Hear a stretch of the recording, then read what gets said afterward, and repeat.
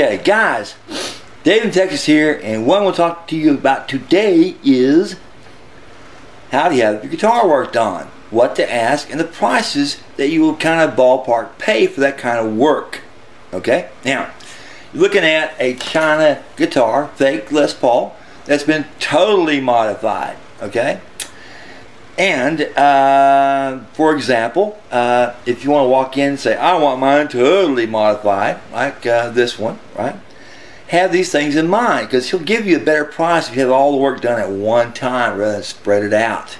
Okay, unless you can't afford to have it done all at once, just what you do.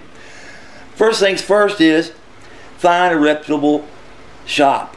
Okay, they should have on their website, a flyer on their wall somewhere, a list, a ballpark list of prices for different types of modifications and repairs. Okay, plus, this is very important, an hourly rate they charge for their work. Okay, because they're going to charge by the hour. That's how they make a profit. They can't charge you by 15 minutes. Okay, makes common sense. Okay, now you walk in there and go, I want, let's knock that down, I want 4 new pots for my guitar. Okay, well, he'll go back there and rate you at $40 because it's going to take him 30 minutes to do it. Throw in some $2 and $3 pots he has, laying around, and that's done. Okay, of course you're not going to be pretty happy with those, most likely. You're not going to be much better than what the Chinese you had in there. But if you tell him, I want 4 Gibson CTS pots in here, you'd better tell him that you already know you'll have to drill out these holes in this guitar to make them fit. Okay, you have to add that into the price. You follow me? And one other thing you don't do at these shops, don't walk in with the parts in a brand new bag in your hand. Okay? And why is that so? Alright? It's because he makes a profit on everything he sells, obviously, and the work he does, hourly rates and stuff. You get me? So if you walk in there, you already cut part of his profit off that particular job. He may have 500 pots back there. He may sell them by the thousands and get a discount where he pays $6 a piece. He'll still charge you retail. Just check it out and see what he charges. Okay? He should charge you retail, right? Because he's already getting a discount. Follow me? Now, next. Okay? Let's go to the I want it to be faster, faster, faster type of thing these guys come in there and tell them, which drive these guys nuts. I had 2 friends in this business that do repairs, and so I want to set up as much faster, or I want to play faster.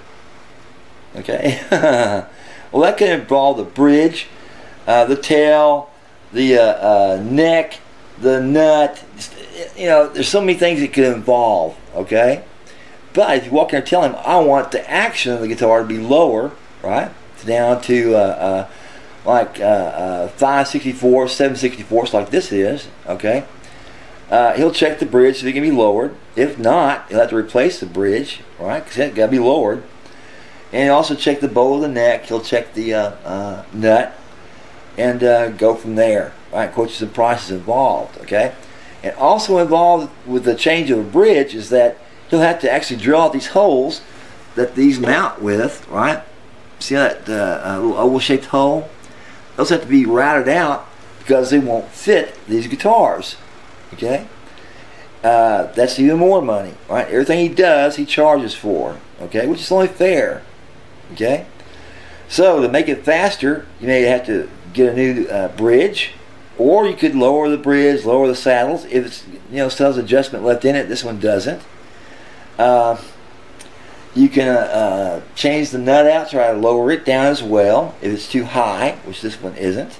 Okay, and something that not too many people think about is that making a fast neck could also mean taking that lacquer off the back of these fakes and having a very highly polished wood, right, instead of that lacquer. Because when your hands get wet and sticky, that lacquer just drags them. Okay, whereas a highly polished piece of wood lets them slide across much easier, much faster. Okay?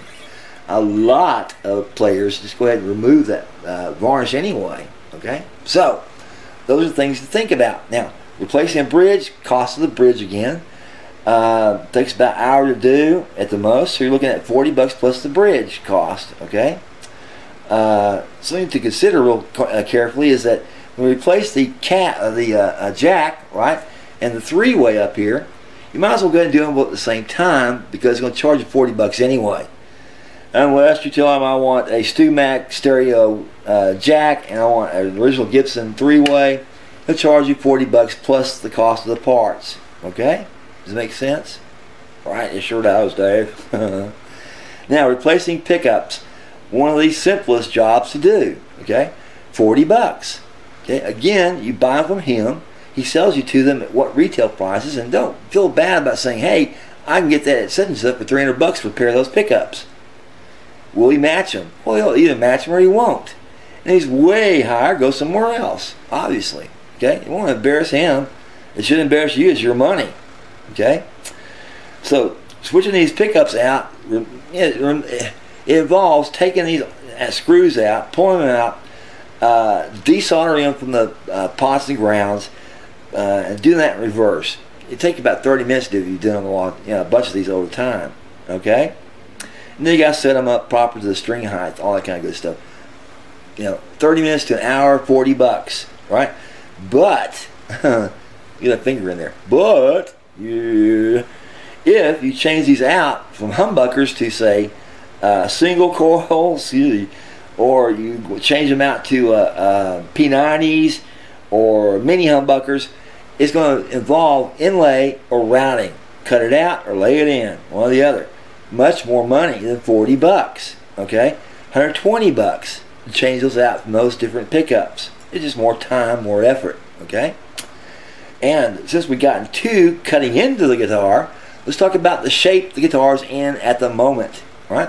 What you should do before you take your guitar into any shop is take careful photographs of the finish and the body at all angles, all spots. Especially if it's an older guitar that's beat up a little bit. Okay, you know where those dings belong, and when a new one shows up, a great big one, you take those photographs and say, hey guys, y'all ding my guitar, what are you going to do about it? Okay, either you discount his work or fix it, one or the other. You should. Okay, especially when you prove to him he did it. Okay, so you pick up the guitar, you're going to test drive it anyway. So while you're test driving it, look to see if there are any more dings or scratches in it that shouldn't be there. Okay, now we've covered the potentiometers, the caps, the bridge, the tail, the pickups, three-ways, the jack. Let's get up to what's next is the bone nut. Okay, now believe it or not, this is one of the hardest things to modify and change out. Sure, you can change that with another plastic one, just like the old one if it breaks, or you can get one that's pre-cut, that's a bone, but it's not going to be custom, and it won't give you the sustain you would get if you had it custom made and cut. Okay, and doing that is about an hour and a half, 2 hours worth of work. So you're looking at about $120 for the work for $8 part. You follow me? So changing out to a bone nut is a big step up from that plastic one, and you better need that sustain that you're going to get from it. Otherwise, you're wasting your money. Okay, and last but not least, the tuners. Okay, changing out tuners is not as easy as it looks. Those drill holes for these fakes don't fit the real ones. You have to widen them out, and to do so you have to be sure you're at the same angle, right, that the originals are in, because it's not just straight up and down. You'd really screwed up if you did that. You have to follow that 14-degree angle the heads are in and cut along with it. Okay, now changing those out, you're going to find out, first of all, it's $40 plus the cost of the tuners. But if you want those screw holes that now don't match up, right, to screw the holes the tuner in place, you're going to have to pay another $80 to do a touch-up work, which they put toothpicks in there, they sand them down, they stain them, they varnish it, polish it back up again, and you can still see them anyway, or barely if they're really good at what they do. Okay, so that covers those modifications to the guitar, with the exception of like repairing a broken neck or a broken head, something like that. You'll have to take it in there and have to quote it per their price. But be aware that the worse the break is, the more work should be involved in just gluing it and vicing it back up again. Okay, if there's enough wood there, you may want to metal dowel it so it gives it more strength, so it won't happen just right over again. And that's what I have to live with these Gibson guitars and the necks they have, except for those that have volutes. And I think that pretty much covers it. The rest of it is pretty much common sense. But any questions, give me a holler, and I'll be more than happy to tell you all about it. Now, next coming up is work on the acoustic with your luthier. So hang in there.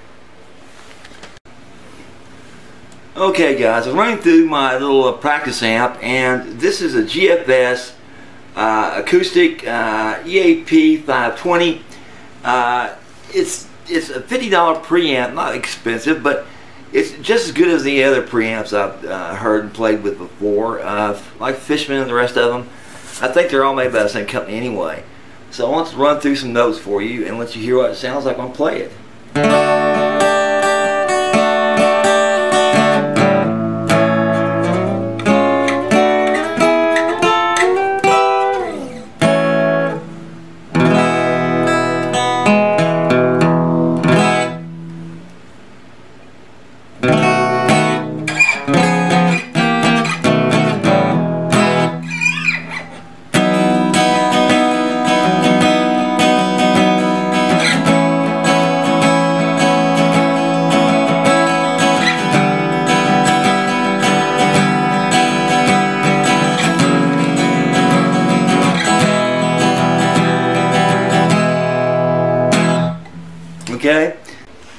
Okay guys, what I want to do now is get some really good close-ups on this guitar, okay, and show you what my buddy thought this thing needed a fret job. Look at how deep those are. It's embarrassing.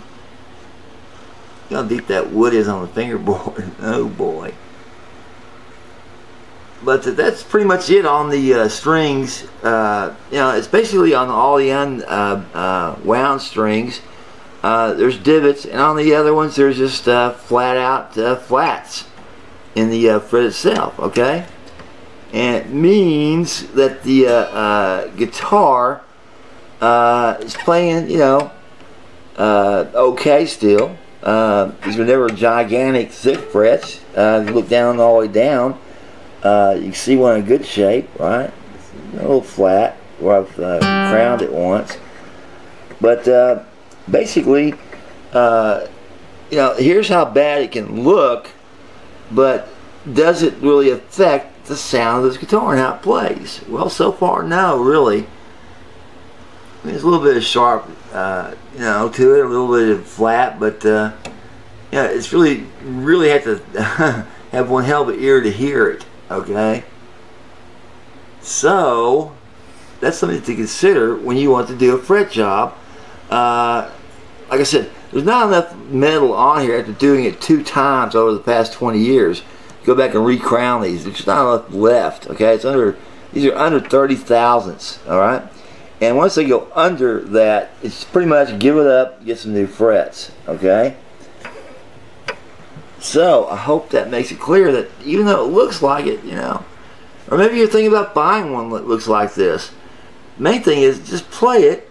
You know, and test it out and see what it sounds like. You know, it may just sound wonderful still. You have a lot, you know, more time on this guitar, okay, for it to really do that fret job. And, you know, usually you won't do this on a $300 guitar, which is what this thing's worth right now on the market, about 300 bucks. But where are you going to get the tone this guitar produces, you know, unless you invest in some, you know, some very expensive guitars, you know. But since I already have it, I'm just leaving it alone. Okay?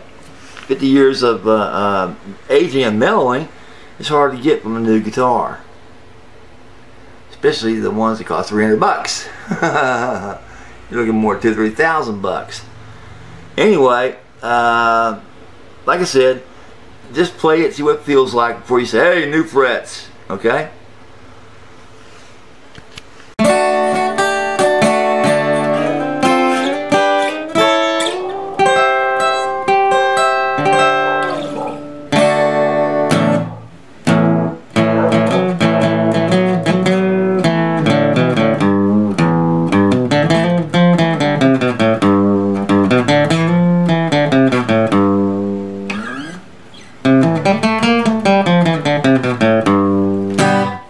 Okay, what more could you want? Alright? You've got an acoustic guitar that sounds wonderful, that's got, you know, obviously fret problems, but it's not to a point where it's killing the guitar, the tone, the sound of the player, or anything. Yeah, sure, sooner or later it's going to have to be done, but not right now, not as yet. Okay, I still have another year or two, maybe a year if I don't play it that hard with this guitar before I have to do a complete fret job. And you know, you hate doing that because you're not going to get the same frets as you had before. It is going to change the tone up a bit. And when you have a guitar this old and you start doing fret work on it, like replacing them all, you stand a good chance of screwing it up. Okay, that you may create a crack in it or something. You're not really careful. Okay, and the head on this has already been broken, so it's like, ooh, you know, got to be really, really careful using that hammer on this guitar. So, any questions about do I need a fret job or not? Give me a holler. David, Texas. Bye.